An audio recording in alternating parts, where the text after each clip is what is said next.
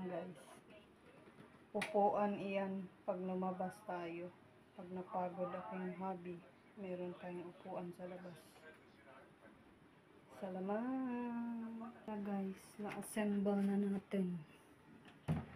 At least pag napagod ang aking hobby, meron na siyang upuan sa labas. Dito yung brake niya. Dito rin sa kabila.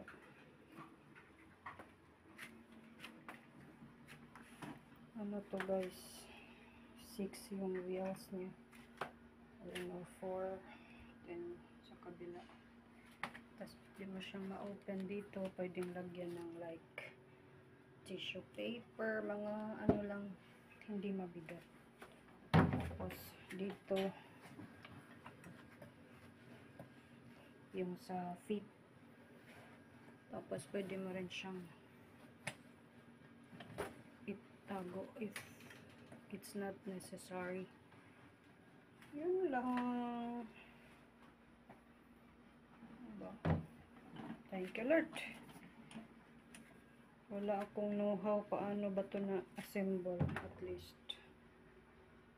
nagawa natin ng paraan.